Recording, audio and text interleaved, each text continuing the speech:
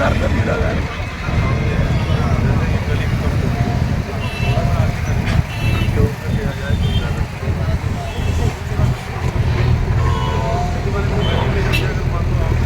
लेकिन आदमी की इच्छा शक्ति होनी चाहिए काम करने के लिए।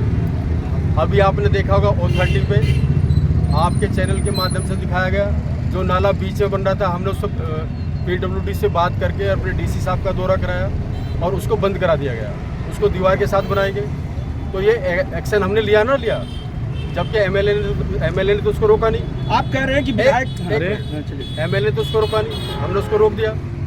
सरकार आने का फर्क पड़ता है, जिसकी सरकार होती है तो उसमें हर व्यक्ति को उसकी ताकत मिलती है। दूसरा, आज का जो प्रोग्राम है, जो ये आए दिन बहुत लंबे समय से जाम की समस्या चल रही है, परसों मैंने DC साहब को लेटर लिखा कि भाई आप है ना इस पे ACP ट्रैफिक को बुलाइए और जो ये रोड बना रहे हैं मेन रोड, इसके एग्जीक्यूटिव इंजीनियर को बुलाइए और PWD को बुलाइए और फ्लड को भी बुलाइए सारे, और हमारे सारे HOD होने चाहिए, ताकि जो 3 साल हमने आम आदमी पार्टी के टाइम में भुगता मेन रोड को, लोग शोरूम खाली करके चले गए, लोग क्षेत्र से पलायन कर गए।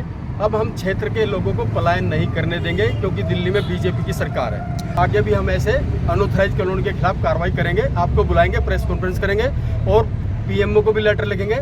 और जो DDA ने अपने अधिकार क्षेत्र में ले लिया है और कोई कार्रवाई नहीं कर रहा, तो DDA के अफसरों के खिलाफ भी कार्रवाई करवाएंगे। और मैं ये भी कहना चाहूँगा कि जो अभी 4 लोग पुश्ते पे मरे, 6 लोग यहाँ मरे, जो अधिकारी इसमें दोषी है उन पर हत्या का मुकदमा चलना चाहिए। जो बाबा कॉलोनी पुश्ता है उस पर डस्टबिन रखे गए हैं MCD द्वारा, उन पर कोई निशानदेही नहीं है, रात को लगातार रोज एक्सीडेंट हो रहे हैं। उसके लिए हम NOC लेंगे कि ताकि वो जंगल की तरफ रखे जाएँ, पुश्ते से अलग रखे जाएँ। विधायक हमारा नहीं है, उस चीज़ का फर्क तो पड़ता है विकास के नाम पे। जो गलियों में अनऑथराइज MLA के अंडर में आता है उससे फर्क पड़ता है।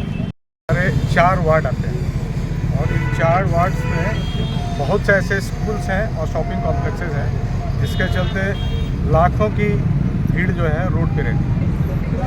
रोड की स्थिति आप जान ही रहे हैं, रेहड़ी पटरी हमारे लाख कोशिश के बावजूद भी लगा ही लेते हैं। हालांकि हम उनको हटाने की कोशिश करते हैं, हटते भी रहते हैं, लेकिन मेन सिस्टमिक प्रॉब्लम है वो ट्रैफिक का है। ट्रैफिक में हमने वो सुझाव कुछ आए थे, चेयरमैन साहब के और लोगों के भी सुझाव आए थे कि कुछ पॉइंट्स पे अगर हम उसको बंद कर दें और उसको U टर्न करा के अगर व्हीकल्स को मूव कराएंगे तो जो समय मिलेगा उसके चलते ट्रैफिक का जो क्राउड है वो क्राउडिंग कम हो जाए।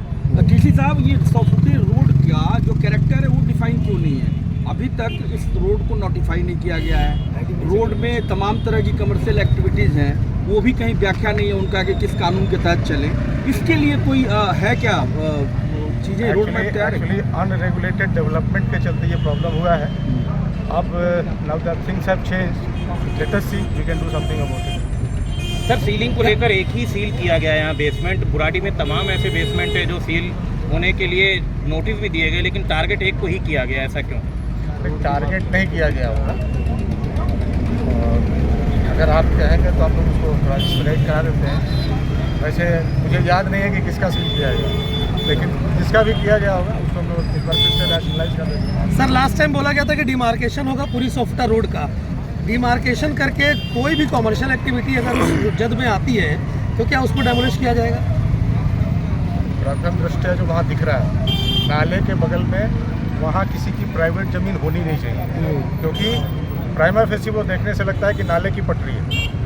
नाले की पटरी अगर डिसिल्टिंग में बाधा हो रही है तो पहले तो हम लोग देख लेंगे फ्लड एंड इरिगेशन डिपार्टमेंट से कि उनका क्या कहना है, उनका कहाँ तक है। तो ये जब तक डिमार्केशन नहीं होगा तब तक क्लियर नहीं होगा, लेकिन प्रथम दृष्टया लग रहा है कि वो इंक्रोचमेंट है और उस इंक्रोचमेंट को और रिइंफोर्स कर दिया गया है नाले को आगे करके। तो PWD ने अभी तत्काल नाले को रोक दिया है, जब तक डिमार्केशन नहीं होता है तो नाला नहीं रोक किया जाएगा। एक वो भी बाधक बनता, लेकिन समय रहते उसको हम लोगों ने चेक कर लिया है, तो उससे कुछ एक समय में तमाम तरह के जो कमर्शियल चीज़ें हैं यहाँ पे, उनके लिए बहुत सारे चार्जेज लगाए गए, बीच में उनको रोक दिया गया। पेनल्टी भी थी, पार्किंग को लेकर भी थी, बहुत सारी चीज़ें थी, कन्वर्जन को लेकर था। अब क्या वो मुहिम फिर से शुरू होगा या रोका नहीं गया होगा, प्रायोरिटी कुछ और हो गई होगी। हम लोग फिर शुरू करेंगे, क्योंकि बीच में इलेक्शन आ गया, कई तरह की प्रायोरिटीज चेंज रहती है। अब हम लोग फिर अब फ्री हैं, अब हम लोग करेंगे उसको। सर सीवर सबसे बड़ी समस्या जाम की है, अभी लंबे समय से सीवर का काम चल रहा है, क्या समाधान है सर इसका? क्योंकि अभी दोबारा फिर कई जगह पे आज पॉइंट का खुद जो गए। ज्वाइंट इंस्पेक्शन किया गया था उसमें सीवर के भी, दिल्ली जल बोर्ड के भी एक्सीएन थे और इस संबंध में हम लोगों की बात हुई है उनसे। और पहले क्या हो रहा था, नहीं हो रहा था, अब ये भी चेंज होकर नए आए हैं। इन्होंने एश्योरेंस दिया है कि सही तरीके से काम किया जाएगा। लेटेस्ट सी PWD के भी इंजीनियर थे और ट्रैफिक इंस्पेक्टर थे, तो सबका एक ज्वाइंट एफर्ट होगा। I think things will improve. जैसे आप सरकारी एजेंसियों में कोई बेहतर तालमेल की स्थिति नहीं है बुराड़ी के अंदर? अगर तालमेल नहीं रहता तो ज्वाइंट इंस्पेक्शन इस तरह से नहीं होता। तालमेल है और we will improve the things. नहीं, आज जैसे हो गया फिर आगे नहीं हो पाएगा। एक बार सवाल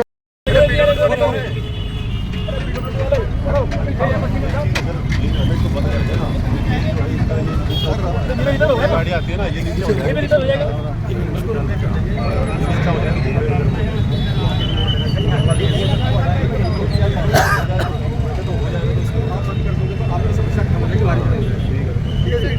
जैसे आज उससे से बुलाना पड़ता है।